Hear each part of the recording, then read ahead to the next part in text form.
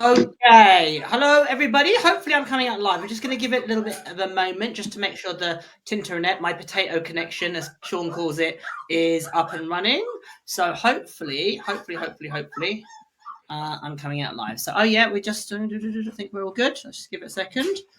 Hopefully people will join. Perfect. Okay, we're all good. So, hello everybody. So this was an impromptu live that hopefully we're going to do these over the next 8 weeks when the Bad Dog Academy is airing to discuss the show that's happened and this deep dive into the specific challenges that we dealt with on the show. And I'm very, very grateful that this is a full house. In poker terms, we have the full Fab Four, the fantastic Joe Pay, the wonderful, clearly gorgeous Sean Brown. And yes, what's that other woman's name? With the glasses. Hang on. Sexiest trainer alive, I think. Mira. Well, yeah. The fabulous Vic Stillwell. Obviously trainers on Channel 4's The Bad Dog Academy. We're going to refer to it, and Vic did this yesterday, as hang on, you've got to get this right, TBDA. We're going to call it the BDA. So hopefully people have been watching. Last week was our second episode in series 2. And we thought, again, we'd have a little bit of a get-together where people can ask questions about the show, see if there's any information that they wanted about the specifics that we dealt with. Hopefully I'm coming out live. Let's just make sure. I've got puppy screaming. I think so. I just had a little look. Cool. Okay. How many puppies you got in your house? Pardon?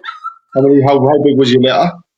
Oh, there was only 3 puppies, so it was expected 8. Oh, you got a litter of puppies. Yeah, they're in the background. I would turn the camera, but hang on. Let me grab one of them. Hang on. This is for cute appeal. Whilst people are staggering in, hang on. I was like, where is all that noise coming from? It's not. I have one Chihuahua and she's old. She doesn't make those kind of noises anymore.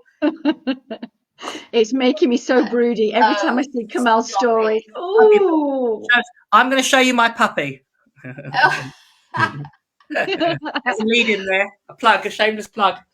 Yeah, quite right. That is divine. Yeah. I didn't know, Kamal, you were become a dad again. Yeah, absolutely. Yeah, I'm wearing, my figure hasn't altered, thankfully. So hopefully, hang on. Let me just bear with this. Hang on one second. Let me just sort the puppies out. The babies, they want to be held. They're like, Dad. They're like, break free. Let us break free. So hopefully people have been watching the show. Oh, hang on a second. That's it. That's the joint. As I said, its second episode happened last Thursday, in which we covered 3 distinct cases. And this series has definitely got things that are a little bit more contentious. So the show started with, I'm trying to think now, it was, was it your case first or Vic's case first? Vic's. It was Ghost first. No. Oh, what, this next show? Oh, sorry. Yeah. It was mine. It was Bobby. Right. Bobby the Bulldog. Right. That's right. Yeah. So, and again, the owners came to the BDA for help with the dog's, inverted commas, stubbornness. And obviously Vic enlightened them. And then the second case was Joe's case of the 2 dogs, the Spaniel and the Border Collie, that were fighting quite in an extreme way, which I'm sure that lots of people have had issues with or struggles with. Those of you that have multiple dog households. Funny enough, I just literally come back from dealing with a case earlier today, and Sean and myself dealt with the little Dachshund with inverted commas reactive issues. So all common cases that probably people come across on a daily basis. None of them were unusual in terms of normal dog behavior that people have across the world, across the globe. But obviously our take on it at BDA may be slightly different. So Vic, just tell us a little bit more about your case and what happened, and obviously the main takeaways and learning points. Well, lovely couple bought their bulldog, Bobby, 5 years old, bulldog, because he wasn't walking. And the mum, I'm just going to call them mum and dad, right? Because that's what I do. But mum was called her dog stubborn, and really the relationship between her and Bobby had completely broken down. She kind of blamed him for everything that was going wrong in the house and out on walks. Just saw him as a pain. Dad loved him and overfed him and showered him with affection by feeding him. And so he was 8 kilos overweight. Now, interesting enough, they knew he was overweight. They'd been told by his vet that the dog was overweight. but I don't think they fully understood how much 8 kilos is for a bulldog. Mhm. And I think when you love something, or when you're living with something, or you just, I don't know, you have the blinders on. So it was so apparent right from the start of seeing this dog of how uncomfortable he was, and just uncomfortable walking and uncomfortable being, and his breathing. And so I had to like take a deep breath. I had to be very diplomatic, and I had to like do a Kamal where I kind of like bring these people round to suddenly like that light bulb goes off. Yeah, the dog is overweight. 8 kilos on a dog is massive, much more than it is on a person. He's not being stubborn. He can't walk because he's so uncomfortable. There's so much pressure on his heart and other organs. Plus, he has all of these issues with his legs and his joints and stuff. Poor dog was in pain. So it was getting that over, but then also, how could we, or how could I? Because I think Bobby had really seen outside as something that was just unpleasant, because he'd experienced such discomfort outside. So how could I make outside beautiful again? So I brought some outside into the room, and I call it enriching the spot. And so I enriched the spot inside with some sensory objects, including lavender and flowers and grass and stuff. And then in order to make it easier, I got this huge buggy for Bobby to go into, so that what they could do is that they could put him in the car, and then from the car to this lovely grassy area in the park, which was quite secluded, they could take him in the buggy and then take him out and enrich the spot outside. And then as he walked a little bit more, as he got fitter along with pain management and all of that, he needed a lot of medical help, that you could gradually put the buggy a bit further back, so it was a bit longer to walk to the buggy to get back to the car. Anyway, to develop this so that Bobby could have a really good association and experience outside again, because now he's no longer in pain. And he loved searching for stuff. He had a great nose on him, and he was such a curious dog, and that just hadn't been tapped into because he was so uncomfortable. Yeah, and really, and I'd say, I don't know what it is, but canine obesity seems to be a much more common issue. I don't know whether it's to do with, diet, or people maybe are more reluctant to let the dogs have off-lead exercise. I mean, I know Sean has a fantastic facility up in Durham where, he has freedom fields and lots of space where people can utilize. And that's quite unique. But I'd say, I don't know what it is. There seems to be definite rise in, I don't know whether it's the same in the States, Vic. There seems to be people that have more obesity issues in dogs. One of the things that you mentioned there, and we've got a really, really cool giveaway, is about enrichment. So I'm going to just hang on to that thought, because we've got a great product that there's a possibility of you winning and having as a giveaway. And we're going to give you a little bit more information on that later on in this conversation. So hang fire for that and tell you how to get that giveaway. So Joe, any thoughts about canine obesity? What do you, as a professional, how do you deal with that conversation where people are operating from a place of kindness, however there is definitely a disconnect? How do you broach that subject, because it's an awkward one, isn't it? It is really awkward. What I try and do is analogize a little bit, because when Indy, my older boy, when he had his arthritis diagnosis, he wasn't overweight, but the advice from the vet was drop some weight off him anyway, because the lighter he is, the less pain he's going to be in. And I have had clients who have, there's one springs to mind in particular, had a really overweight dog, very, very dangerously so, unhealthily so. And he was having a row with his vet. So number one, I analogize. It's like, no, hard to get weight off your dog, but this is how I did it with my dog for his benefit, even though he didn't, because quite often they don't think their dog needs to lose very much. So I could relate to that and go, I know, but every little bit makes them feel better. So this is how I did it. But also, what they will say often, what clients will say is that, well, my dog doesn't really eat very much. And I think in human terms, when you're feeding your dog, it doesn't really look like they are eating very much in comparison to what we would eat. So what I tend to say is, I get that, I understand that. Here is what helped me. And I found if I measured the food really carefully, that's where I was falling down, because when I was feeding my dog, I just get a scoop, chuck it in, and I actually have no idea how much I was feeding. It was just a scoop and go. So I found measuring really helpful. And then another way that I kind of got them on side was to say, look, I know the vet's putting pressure on you, but here's my advice: track it. Vets love data. So if you get a month's worth of data of my dog ate this and this and this and this and this, and they haven't lost weight, then your dog's ill and you need your vet's help. You need blood tests, you need more investigation. So track it and give your vet data. Inevitably, what happens as the client gathers the data themselves, they realize how much their dog was eating, and their weight starts to drop off because they've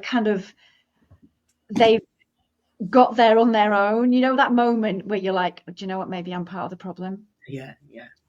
They have that moment, I think. So analogies and gather data, be on their side and say, yeah, let's gather data to give to your vet. And I think that helped a lot.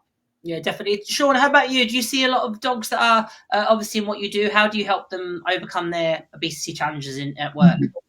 Yeah, I mean, we for everything that the centre does, we'll see them come in for different ranges. And actually, it can be linked to behaviour, but also we see a lot through our injuries. We see a lot. So dogs that go to even that are reactive, that are just going to a freedom field, if they're heavily overweight, when they're at that freedom field, they're not really getting the true benefit from it.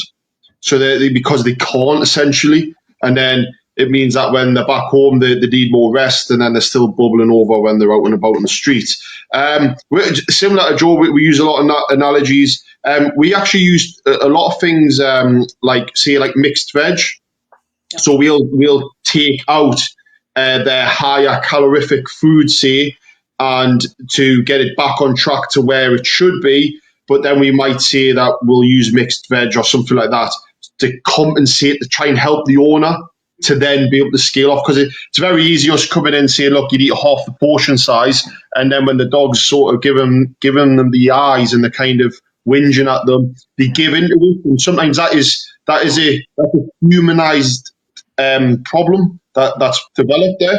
So then we'll say, well, what I want you to do is I want you to half the kibble, but we're going to use the other half as just mixed veg, and then that gets them on page a lot easier. And then from then we start then cutting it down. So it's the thing is with diet, it's about a buy-in from them. Get them off the people that are given like human food and all that sort of stuff that goes on. And how often are you giving the dogs treats? You know what I mean? If you can get a dog off treats and you can just feed them their dinner through whatever they're doing, through working or through enrichment or whatever, that's much better. So it's just an approach of education along with what techniques can you use to get the buy-in. And we normally find that we hit resistance if we go and we just go, look, half the food. We try and kind of allow them to be still feeding the quantity, but in better ways. And then we start then tapering down. And we find that people in general can kind of ease into that a little bit easier.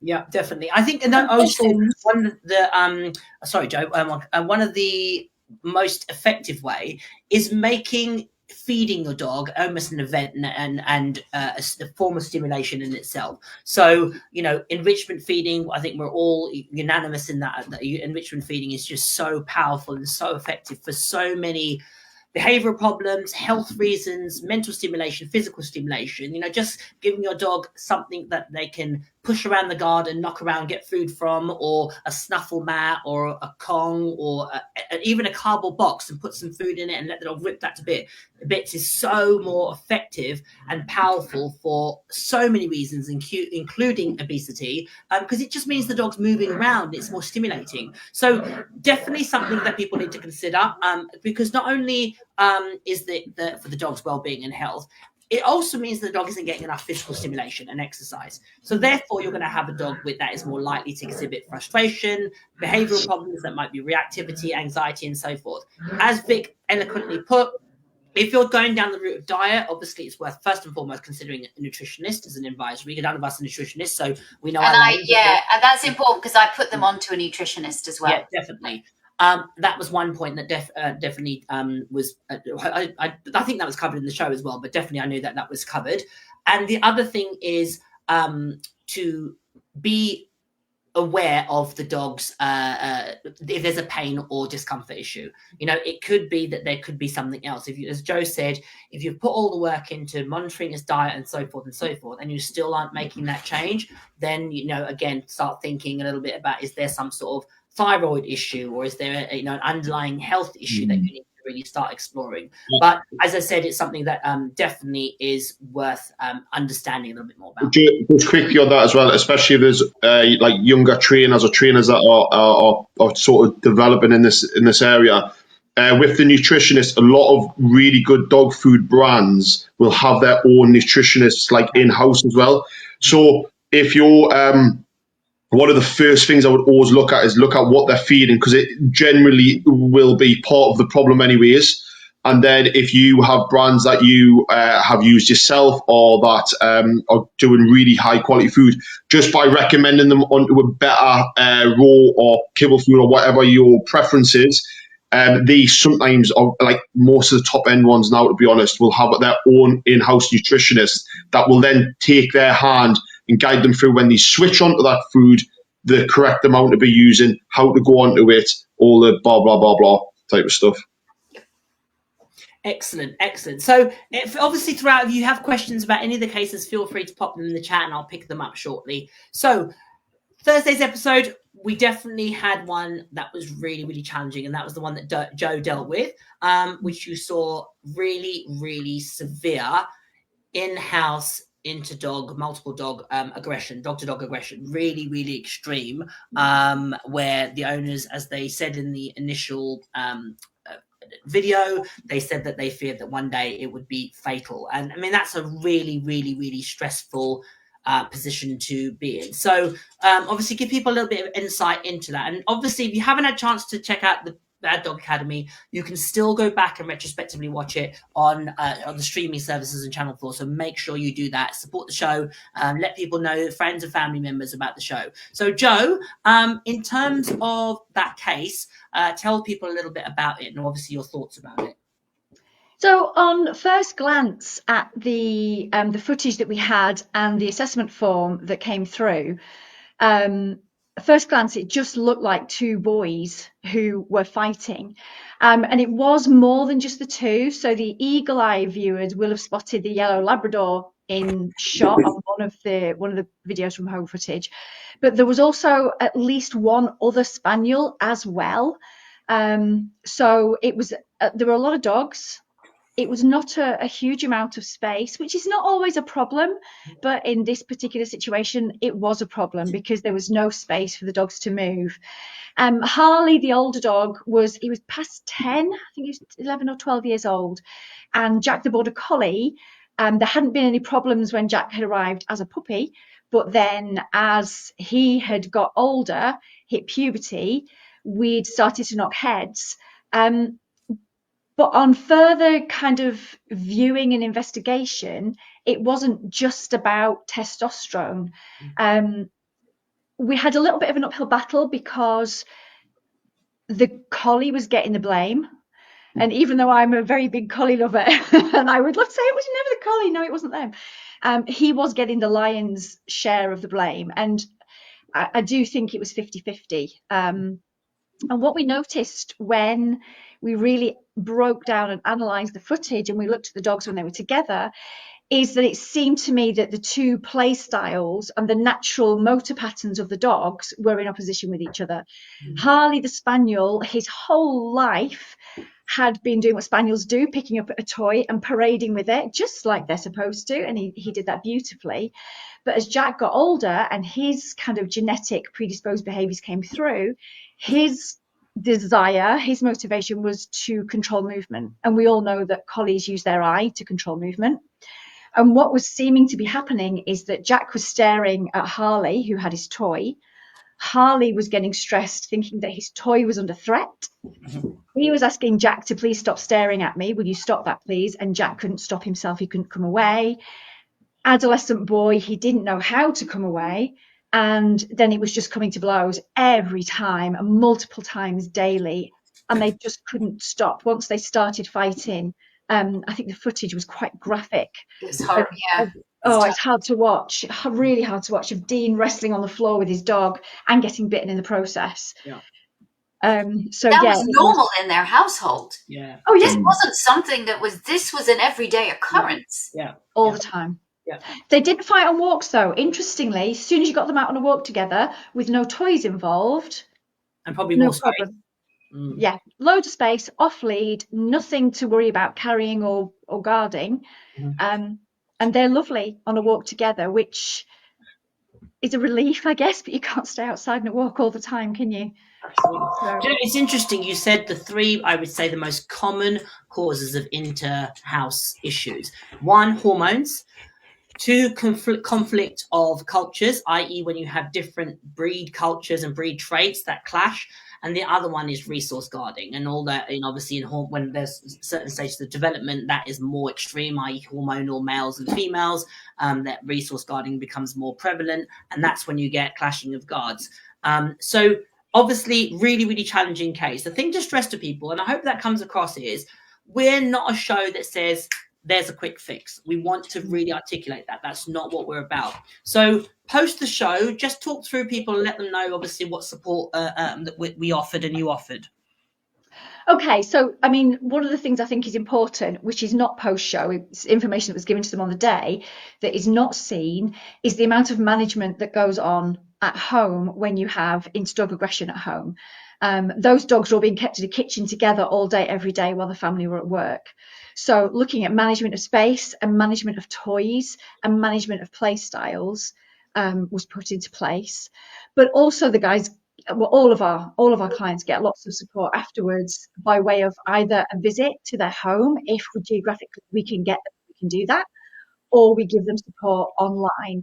And with Jack and Harley, there was quite a lot of support to get them to the point where the family were confident enough to have them in the same room. There's lots of video footage that they can share. We use WhatsApp, so they can send videos of their training to us. We can have a look, we can analyze, we can give feedback, we can tweak things a little bit here and there. So there's a lot of toing and froing that happens post-show that they get an awful lot of support to get to a much more comfortable way of living together. So Sean, you obviously live in a multi-dog household. How do you manage it? What tips can you give people to help avoid issues developing? I mean, you touched on it. The dogs that have, so I have a Rottweiler, a Shepherd, and I have a Collie crossed with a Red Setter. Now, a really good starting point is, I think I said it on another episode, train all the dogs individually. They work with them individually. Get some really good baseline boundary stuff in there. And what you want is you want universal things. So a Collie will have a different set of skills to my Rottweiler.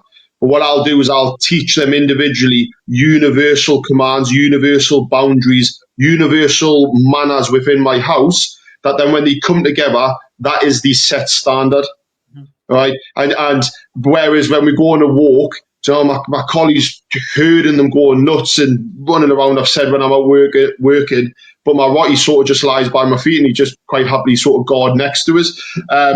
So let them have their own traits in certain areas, but where you need them in the house and you need certain set sort of boundaries, you need to then build into that individually into them breeds where it's like I say, it's universal. It is just the set standard. No matter what breed is in the house, they know their bed. They know that they don't jump up at the table. They know that they don't jump up at people. They know they don't snap for food. They know they don't claim things, this, that, and the other to guard against all of them problems arising. And then it's management. I mean, it was a small house, but locking them in a kitchen together and creating that intensity constantly. Yeah. You're basically just the behavior you want to get rid of, they were just practicing it day by day. And so what you're going to do, the first thing is just cut the umbilical cord and just get it so the management can make it stop from happening, and then basically build on good days. And it'll be really specific to what's happening, but try and get it where you're going a week without anything happening, and then go back to the train and go, right, now we're going to reintroduce, and how are we introducing? So for them, I mean, they could walk fine together. So I would have put a management in place where it just, they didn't have a conflict for an entire week. They would still go out on walks together, but in the house, the management was in place. And then obviously you see on the show where Joe is trying to teach them how to slowly bring them in back together. But it's just when this happens, people really struggle with it, and it's horrible to have happen. And just, I would say to people, don't try and just force it and just push through it, because it just gets worse. Just sometimes it just take a step back and just give yourself a chance to succeed, really. Yeah. So Vic, you've had a combination of big dogs and small dogs in your home, haven't you? So how do you deal with that? How do you integrate your dogs to be proactive and not develop problems? Well, I see it as that some things mean a lot to one dog and other things mean a lot to another, and it works if both of them don't care about having primary access to the same thing. And so I was lucky in that I had a very big Labrador with a really tiny Chihuahua, and they played beautifully together. They literally played together. Sadie would lie down on the ground and she would let my Chihuahua like spar with her face, and she'd open her mouth in it, but she was gentle with it, so it worked. And so I didn't have that problem. One thing I would say though, that it happens in every home, is that we see so much conflict because of confinement. And not to say that you can let your dogs run around and run around the neighborhood, you can't. But I think because we're seeing all of these issues with anxiety and aggression, reactivity, it is a confinement issue, because those dogs as well, Joe, weren't they, when they were on the lead as well, and they were being one was on being held by one of the family members, and the other was they if they kind of had the eye towards each other, they'd go again. And so the more that we can give them the opportunities, as you say, to have that run around and then come back. And I don't see, some people see management as like a cop out. I don't think it is at all. Absolutely. I don't think it is at all. I think that management is the beginning of the new journey. Definitely. It is the beginning, and it is you advocating for your dog's safety, because it's actually, I don't think, great to even just have dogs that are being safe. They've got to feel safe too. Yeah, definitely. Just like people. And if they don't, then things aren't going to get better. So management is that first step where you're advocating for each dog, you're giving them their own space, and you're saying you are safe, you can feel safe, and that's going to bring a dog's confidence right up there and then. So this is such a multifaceted approach. And I think that's what we really do at BDA and in our work as well, is that this is not just one symptom that we go in and we wave a magic wand and it's all done. This is something that is just, it's so complex, and we deal with all those complexities, even if you don't see it. Yeah, definitely. And I think that's sorry, go on, Sean. Just say the thing I love about the management, it's the ethos in dog training. The world gets a bit warped because everyone thinks it should be a quick fix, where everything else in life that is worth doing all takes time. So why would there be a quick fix in this? And it's the same. You're trying to quit smoking, and all you did every day was hang around with smokers. The management would be to stop hanging around with them smokers and then try and quit smoking. That makes complete sense. So why would it be any difference in dog training? I love that analogy. Can I steal it, Sean? It's an ideology that we once you accept it, it all makes sense, and things like that. It kind of makes us smile, really, that we think it should be different for some reason. Yeah, and it completely isn't. Yeah, we talked about this in yesterday. Vic has a podcast coming out next week, which we're all going to be together, which is a rarity actually with our schedules, but another occasion we're all together where we will be talking a little bit more about the show and a little bit of background. So make sure you check that out. But we cover that point about there definitely seems to be a trend and a misheld belief that a problem that your dog has can be cured instantaneously or with a miraculous before and after effect. Don't get me wrong. You absolutely, we talked about this. I don't want to lead into this too much because it will be covered in the podcast, but we definitely talked about the fact that, yes, in certain instances, you can do something and it can create an instant fix. But there's some behaviors, definitely, for example, those two dogs fighting to the degree and the extremes that they were, is going to take time. and you've got to be invested, you've got to be committed, and you've got to be realistic about the long-term goal. And if there is management in place, everyone that owns a dog should manage to a degree some of your dog's behavior. That's just responsible dog ownership. Yeah. If my way is, for example, I don't have a problem with my dogs jumping up. If I'm around Joe or Vic or Sean, I'll just police them not jumping up at them, because they have the right to live with the choices that they make. So that, to me, I just manage them. My choices are my choices, as long as they don't impact other people. And I think that's where we need to shift the narrative, that management is not a failure. Management is responsible dog ownership. So just some thoughts there about that. So the final case that we had on the Bad Dog Academy was Natalie and her little Dachshund, Milo. And obviously, as you saw in that situation, Natalie came with a lot of concern and anxiety around her dog's behavior, because he was continually barking. There is the society's pressure, the societal pressure of the dog having to conform to being a certain way. There is the embarrassment and shame of having a dog that is, inverted commas, inappropriate. There is all the stuff that goes with it. And as a result, her world was getting smaller and smaller and smaller and smaller, to the point of where she was literally sitting in a train for 3 hours with her dog in the toilet. That is no way for anybody to function. And as you saw in the show, a lot of the process of working with somebody like Natalie was really getting her to see herself, and therefore the dog, differently, to view herself as somebody that does have the skill, does have the capability, can overcome. And the constant conversation I have is that it's not to avoid the difficult things. We can do difficult things, but set yourself up to succeed. Do it strategically. Build on confidence.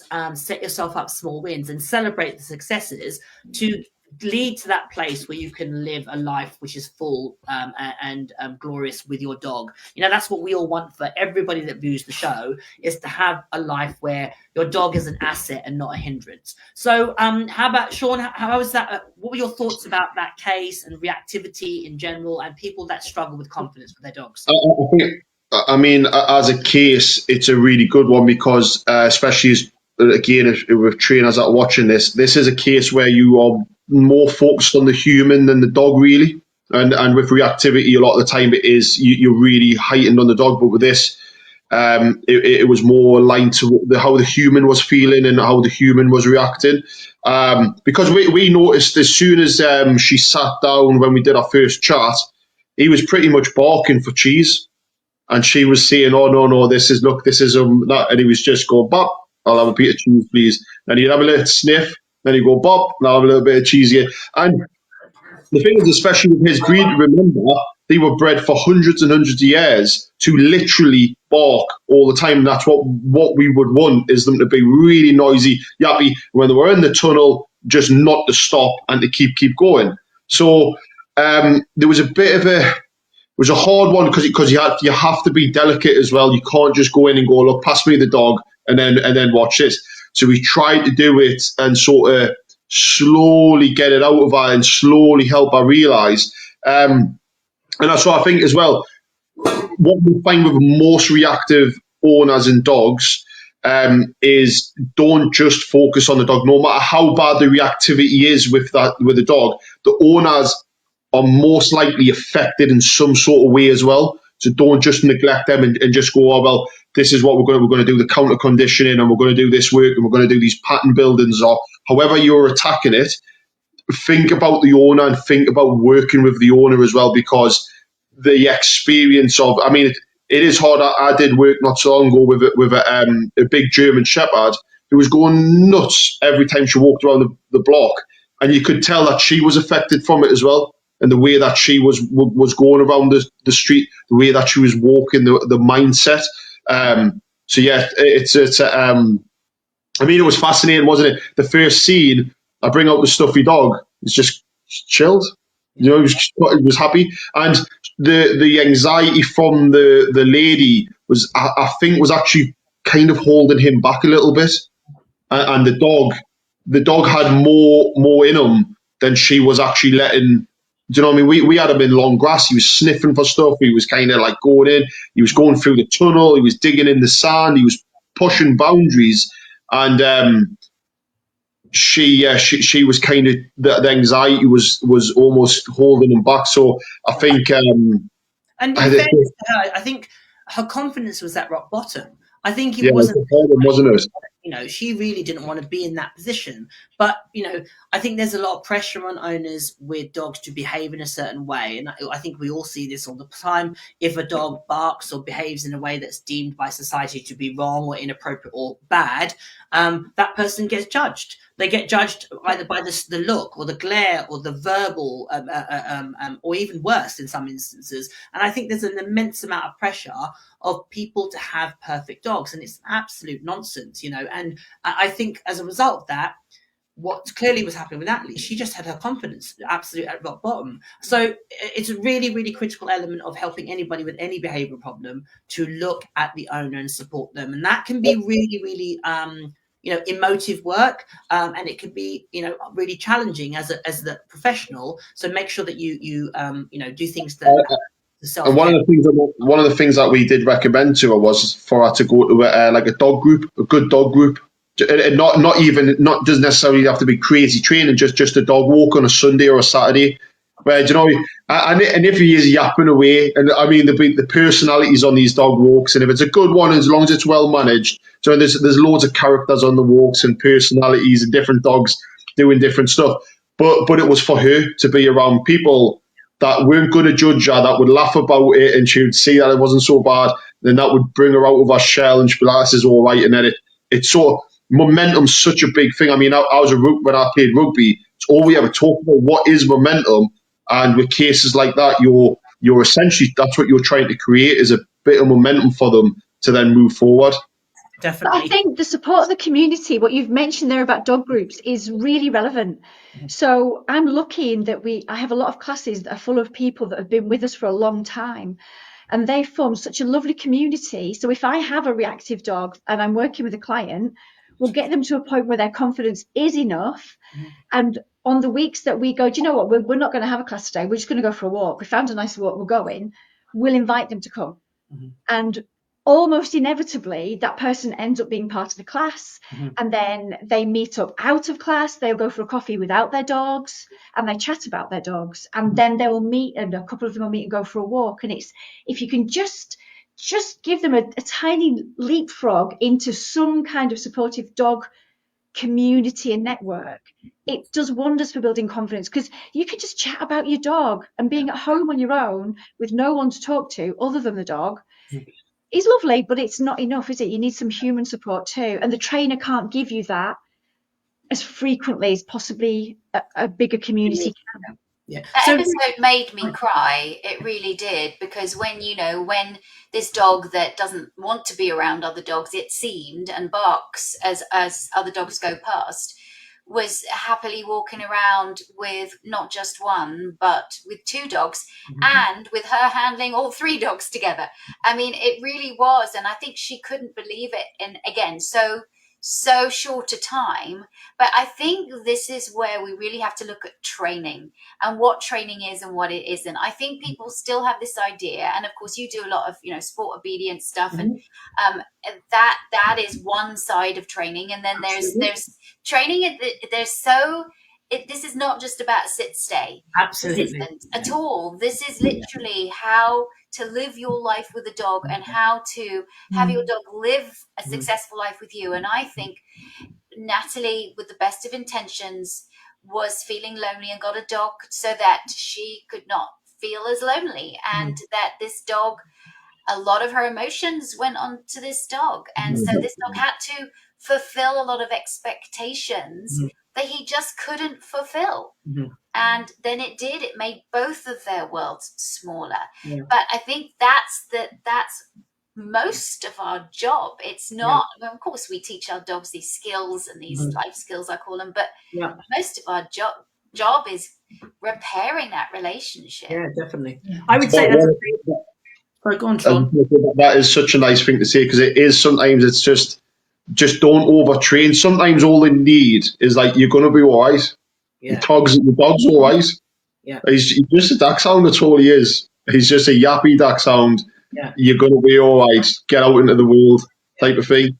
Definitely. I mean, as Vic said, some of what I do is very sport specific. It's very, nuanced, etc. Most people don't care whether the dog walks on the left or the right, or whether it sits a certain way. That what people want, the majority of people want from their dog, is a dog that's going to be an asset to their life, that isn't going to inadvertently make their world smaller. And that's what hopefully that case and what we do at the BDA really does show. Every single case that we cover, the core message is about relationship.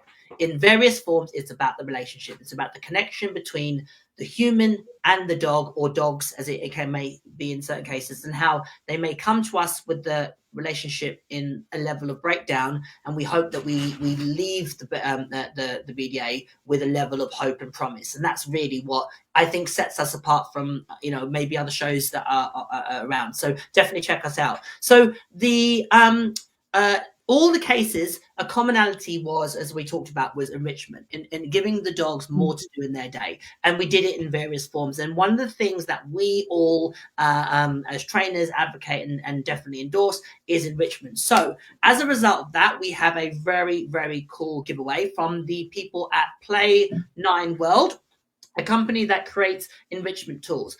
And Sean is going to and Sean and Joe are going to flash their, oh yes, there you are. Okay. So these really super cool enrichment tools are called, Joe, you better say it. It's a Rouleau. Rouleau, excellent. Rouleau. A Rouleau. And they essentially are a food dispenser that your dog can interact with, knock around, food comes out of it, they can spend, mine spent ages on them, and it's a much more effective, powerful way of feeding a dog that not only physically stimulates them but mentally stimulates them. We have these to give away. Now, it's the simplest thing that you have to do. All you have to do is share this video anywhere on the good old Tinternet and tag hashtag BDA, so the Bad Dog Academy, hashtag the Bad Dog Academy, and just tell us one little takeaway from the show. Simple things. Tag hashtag the Bad Dog Academy and tell us one thing that you've taken away from the show, and you'll be eligible for a giveaway. We're going to do the giveaway. We'll do it over a week. So this time next week, we'll announce the winner. So share that on Facebook far and wide, and just do those two things, and you'll be eligible for a giveaway. So for one of those, and they will be delivered to you, so your dog can enjoy it for endless amounts of time. So moving forward, what's to come in the BDA? Anybody want to give any little sneaky giveaways about cases that we've got to come? Go on, Vic. You're itching. I've got an old English sheepdog, Lofto Bear, and the story is really heartwarming, sad, but it's a grandpa, and he lives by himself, and he loves going round to his daughter's house to see his grandchildren because his wife recently passed away. She had early onset dementia, and he cared for her for many, many years, and she passed away. And so he loves going round to his daughter's house and being with the kids. So, but they got an old English sheepdog, and the old English sheepdog, Lotso Bear, is amazing. He's a great dog, but he's a lot of dog, and he's out of control. Mm-hmm. And one of the things that he does is jump up on Granddad as Granddad comes in. And, Granddad doesn't want to go around anymore. His skin's quite thin, and he causes, Lotso Bear, through no fault of his own, causes a lot of injuries.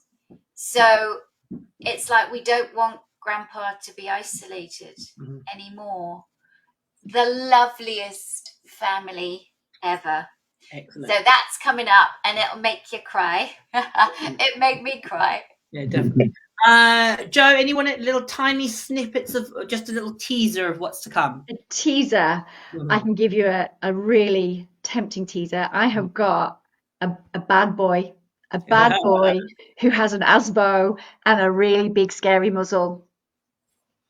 Oh, can't wait to see that one. Let's see what Joe does, and let's see if she wave her magic wand, so to speak. Sean, what is a little case that we've got coming up that people should be tuning into? I actually don't know what is the case that is.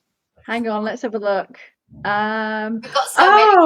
You have got two big dogs. Two big dogs. Yeah, they are two. We've got two massive dogs. Biggest dogs we've ever had on the show, aren't they? I think so, yeah. It's big, yeah. 2 of them out of control. It's just carnage. It's a whirlwind. It's like a giant whirlwind on the show. That's what it is. Can Yeah, you imagine definitely. all that dog hair everywhere? Yeah. Yeah. Definitely, It is full on. yeah. So check it out, Channel 4, Thursdays, 8 p.m. If you are watching this or pick this up internationally, unfortunately at the moment the show isn't aired, but I know people have been managing. I don't know how they've been managed to watch it. They probably could see clips on YouTube. Oh yeah, cool. So check out our YouTube clip.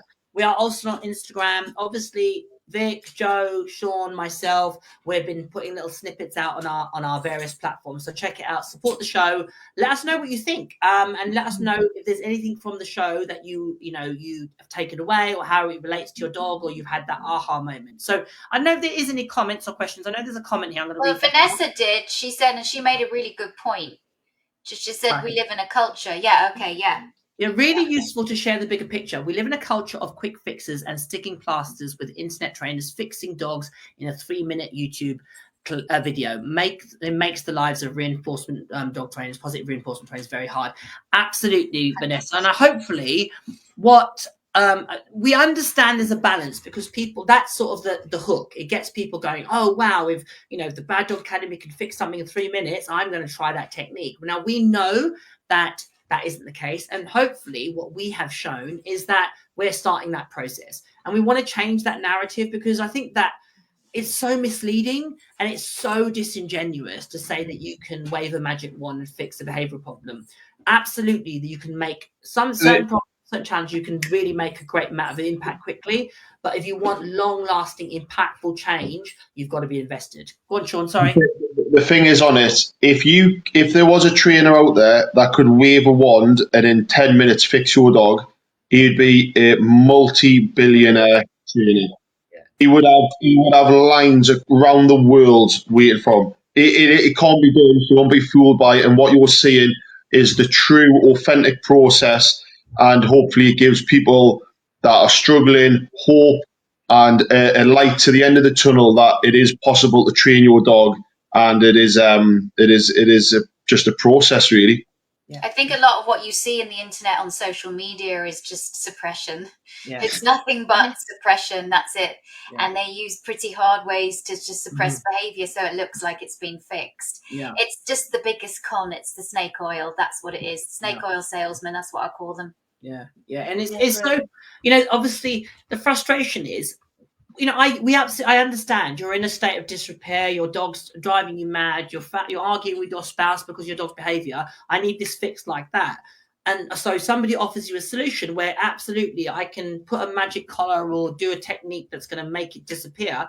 I understand why that would be appealing. I so do. But scratch beneath the surface and ask yourself the question: is that who you want to be to your dog? Is that who you want to be to, society, to the people, your children that watch you, if you have kids? I know I'm very aware of, what Neve's eyes watching me in lots of ways, than who I want to be to her. Am I being compassionate? Am I being kind? And is this really the dog's fault? How has this problem come to be? There has to be a reinforcement history. It may not be from the owner, depending on the history of the dog, but for me, the relationship with the dog is always about that connection, and having one of where I see the dog fully for what it is, and I allow them to be their best version of themselves. So definitely, hopefully that's coming across in the show. One more comment from Angela was, love the show. Thank you for your kind words. We're really proud of it. We're really proud of the show, Angela. It's been, we hope, that everybody sees that in the show. But yeah, I think that's it. So watch out next week. There is going to be a podcast from us for talking about some of the more fun side of the show, how it came to be, some of our our journeys to become part of the team, and a really, really fun episode. We have a bit of a giggle on it, so it's really fun. Watch that keep an eye out for that on Vic's podcast. Other than that, we will catch up with you next week. Make sure you share this video, hashtag the Bad Dog Academy. Tell us what you thought about it, or one takeaway, and you'll be getting a chance to win a fantastic. Just one more time, people, flash your Rolos. Rulos. Excellent. All right, all. Thank you very much for watching. Thank you for your questions. Whatever you're doing, have a great day. Bye.